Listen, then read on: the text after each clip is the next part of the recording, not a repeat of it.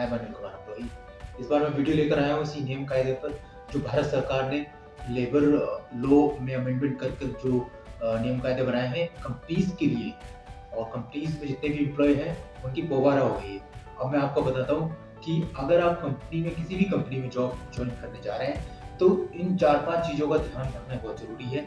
आप 4-5 जो मैं बताने जा रहा हूँ वो 4-5 चीज़ें आप ज़रूर ध्यान रखें, क्योंकि इन 4-5 चीज़ों को ध्यान में रखकर ही आप सक्सेसफुल बन सकते हैं। नहीं तो आपको भी अगर निकाल दिया या आपके साथ कोई अन्याय हुआ तो आप इंसाफ नहीं ले पाएँगे।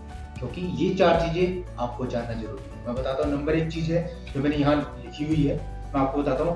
अगर आपको कोई कंपनी निकालती है, कैसे भी करके या हैरेसमेंट करके या कैसे भी करके टर्मिनेट करती है, तो आपको उसे उस कंपनी को टर्मिनेट करने की एवज में आपको देना पड़ेगा 2 दिन के अंदर एफ-एन-ए, फुल एंड फाइनल। 2 दिन के अंदर देना पड़ेगा फुल एंड फाइनल। और ये बात मैं नहीं कह रहा हूँ, ये बात लॉ कह रहा है, जो गवर्नमेंट ने नियम कायदे बनाए हैं लेबर। और दूसरा पॉइंट ये है कि अगर आपको निकाल दिया जाता है तो 15 दिन की एडवांस एक्स्ट्रा सैलरी 15 दिन की एक्स्ट्रा सैलरी आपको देकर निकाला जाएगा। ऐसे कोई आपको निकाल नहीं सकता और उसका रीज़न भी स्पष्ट करना पड़ेगा कि क्यों निकाला है।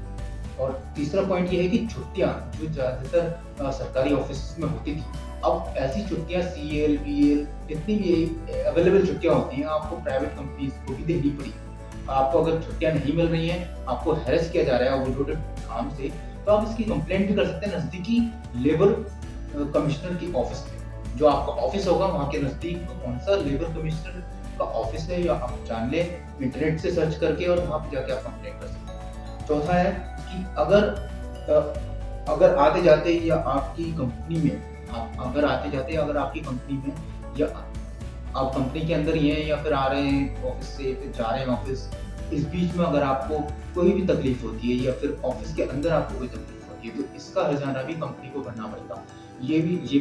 ये सुप्रीम कोर्ट ने भी अपने आदेश में कह दिया है कि, और इसके अलावा लॉ में भी है ये पॉइंट। आपको इसका फायदा उठाने की जरूरत है, क्योंकि और मैं आपको ये भी बता दूं कि अगर आपके साथ अन्याय हो रहा है तो आप सिंपल कुछ नहीं करना है, एक कंप्लेंट लिखिए अच्छी सी, और आपको जाना है नजदीकी अपने ऑफिस के लेबर कमिश्नर ऑफिस, वहां पे आपको कंप्लेंट सबमिट कर देनी है। अगर आप नहीं जा पा रहे हैं तो ऑनलाइन लेबर कमिश्नर को ईमेल आईडी आपको मिल जाएगी।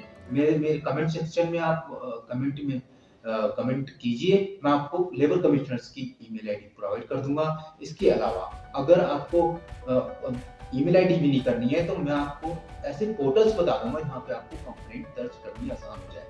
तो देर किस बात की, थैंक यू सो मच।